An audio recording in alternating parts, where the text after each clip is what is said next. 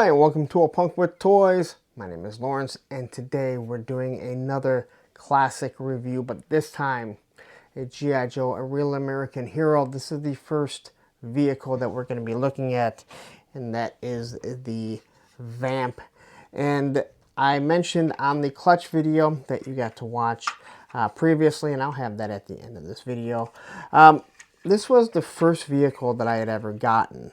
So he was the first figure, along with the MMS and Hawk. And a quick story behind that is the first time I saw a G.I. Joe commercial, I remember asking my dad if I could get one, and he said, well, we'll see about it. And again, I can't remember exactly what I was doing, where I was. And we walked into Sears, and many of us that are old enough to remember Sears will remember they had a toy department. It was a marvelous place. Again, your dad could buy tools, your mom could go clothes shopping, and you could look for toys. But anyway, I walk in, I see the G.I. Joes, and I said, Dad, can I get one? And he said, get two vehicles. And I remember grabbing the Vamp along with Clutch, and then I grabbed another vehicle, well, a tow along, because they didn't have other vehicles other than the Mobat. And my dad said, well, why don't you put that one back? And why don't you grab that? And it was the HMS. He goes, because that comes with a figure. That way you'll have two vehicles and two figures. And as a young kid, I just remember, like, oh my God, it felt like the roof of Sears had opened up. Lights were shining down. Angels were singing. I just remember, like, oh my God, Dad, you're the smartest person in the world. And it's little memories like that that make me want to keep my G.I. Joe collection, recollect them. But anyway, just a little story that goes along with the first time I ever got a G.I. Joe figure, vehicle, or whatever. But anyway, we're going to take a look at this here, what it's based off after, which is a Lamborghini. But we're going to look at all the detail on it, listen to the squeakiness of the wheels, and we're going to go over all the detail, because once again, reviewing these figures and comparing them to the classified, I started to realize that there's a lot of details that we missed out on. A lot of details that I missed out on. Maybe not everyone did, but I know I sure didn't, because I was too busy ready to get home, get them together, played with, or at least wait for my dad to put the stickers on, then play with them. But anyway, let's get to this before I ramble on for too long. But if you like this classic review video that I'm doing, please take a second, hit that like button, hit that subscribe button, then hit that bell notification, and then you'll be notified every time I drop a vehicle. Oh my gosh, lots of vehicles to get to. So anyway, let's get to this though. All right, so here it is. This is the Vamp that we're going to take a look at. And again, this is one of the probably the most famous vehicles for a 1/18 scale. There are so many versions of this, not only with G.I. Joe, with the Vamp 2, or the Vamp Mark II, the Stinger, and their other colors, the Fun School figure, the Fun School versions that they have. As a matter of fact, I believe they still make it. I bought a police vehicle, a police version of this, not too long ago, within the past couple years on eBay. So anyway, we're going to quickly take a look at this, see everything that it has, including the squeaky wheels, which I think probably drove every parent nuts. So, quickly we'll take a look at the gun, and the fact that this thing is still on and isn't broken is a shock. So, I never really understood. This seemed like a laser gun. I know they tried to say that they're 50 calibers. I don't think that these are 50 cals. I also don't know why there would be lasers, especially this early on. But it does have this wonderful feature that made it go back and forth as it was firing. I think as a kid, we all made sure to play like that. I always hated that this thing kind of stuck out and there wasn't one on this side, but it's pretty understandable the reason why they had to do it. And looking at that, you get a little bit of detail here, and this is, I think, why it always felt like some sort of laser gun. But they had some little detail to it, even on the back. Now, it was too bad no one could sit on the back, but again, no real big issue there. You got some vents right here, and then of course you do have your gas canisters, your jerry cans. Now, if the stickers are in the wrong spot, again, I didn't put them on, nor would I be able to remember if I put them in the right spot to begin with. So here's your jerry canisters. Obviously things that sometimes get lost. They are completely hollowed out. And here you have your nice little dial. Not dial, but your cap for it. Now, I don't remember there ever being a spot that you could pour the gas in like some of the other vehicles later on. And they are meant to go back to back. All right. On the back here, you have your tail lights and your caution, and obviously your gate here. So it's going to hold those in. And then, of course, they put your hitch on here because right off the bat, there was like 2 different towables that was made for this. You have these nice oversized tires, which I guess we never realized, and these wheel flares. And I gotta say, on certain trucks, I'm talking about pickup trucks, wheel flares really make a car pop. And then you just have these very basic rims, and I never really had a problem with them. And to this day, I still don't have a problem with them. All right. Here you have your roll bar, your cage, and be careful if you have one that's not broken.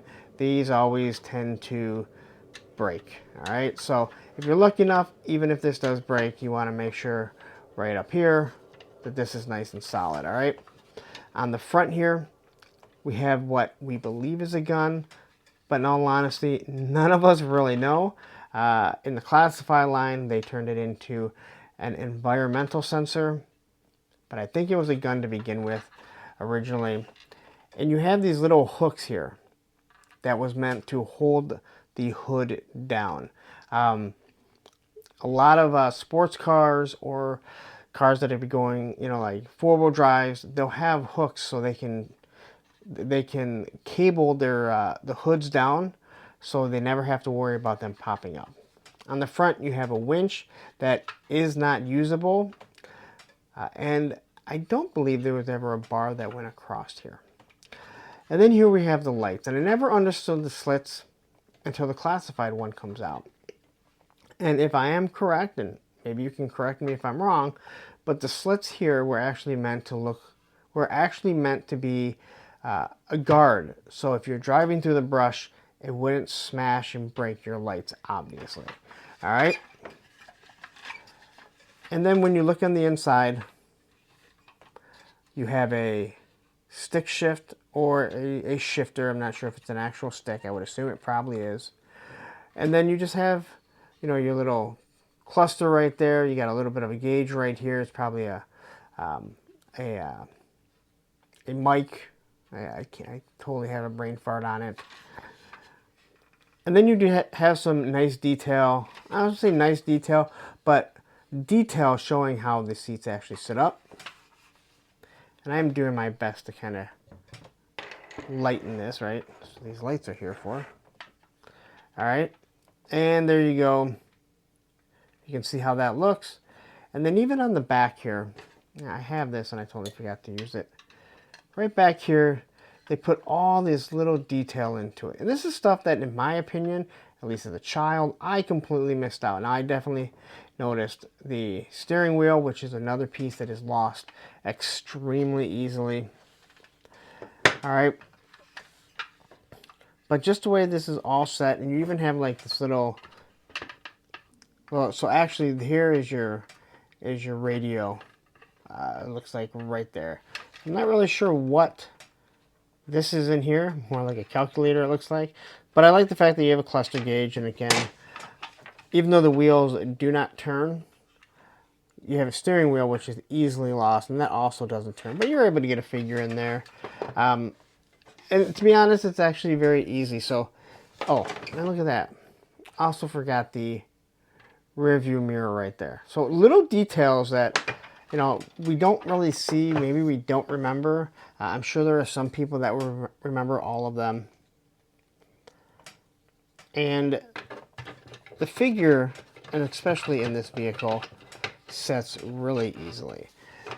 And you can get the hands to wrap around the steering wheel. I'm not going to do that because, as I mentioned, if you're able to get a gun in any of your O-ring figures or steering wheel, you just kind of leave it as is. All right.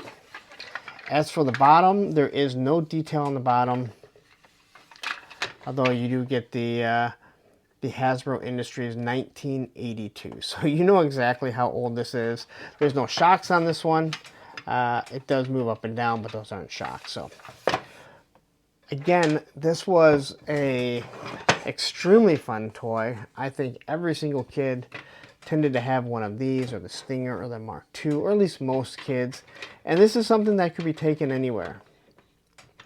It can be taken in the snow, it can be taken in the dirt, it can go over the grass, and obviously it can go on concrete, cement, asphalt, wherever you went.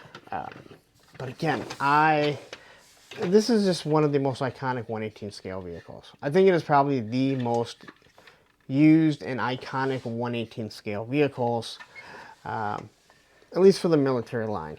So there you go. That is your G.I. Joe Vamp review in this classic style that I am going back and doing. And I do love the fact that the gun can turn any way that you want it. Matter of fact, now that I'm thinking about it, this may be the controller for the actual gun.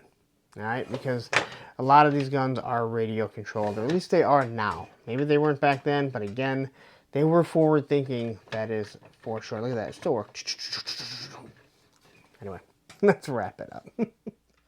Alright, so there you go. That is my G.I. Joe, A Real American Hero classic review of the Vamp, along with the story of the first time that I ever got a G.I. Joe figure, or shall I say, 2 G.I. Joe figures and 2 vehicles. I know someone's going to say the HMS was not a vehicle, but you guys understand. Anyway, what I'm doing is I'm going back and I thought, hey, you know what?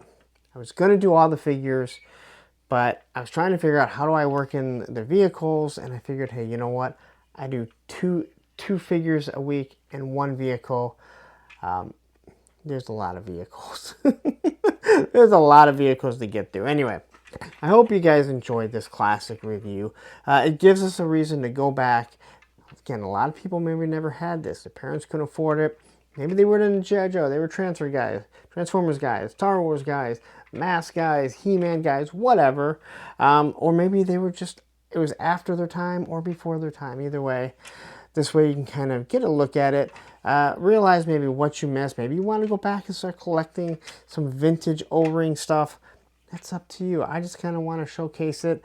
Gives me a reason to pull this thing out and mess around a little bit with my original G.I. Joe figures. Or maybe not my original, but the original G.I. Joe figures. But I am going to ask that you stayed this long, that please take a second, hit that like button, hit that subscribe button, then hit that bell notification, and you'll be notified every time I drop a classic vehicle of G.I. Joe, A Real American Hero.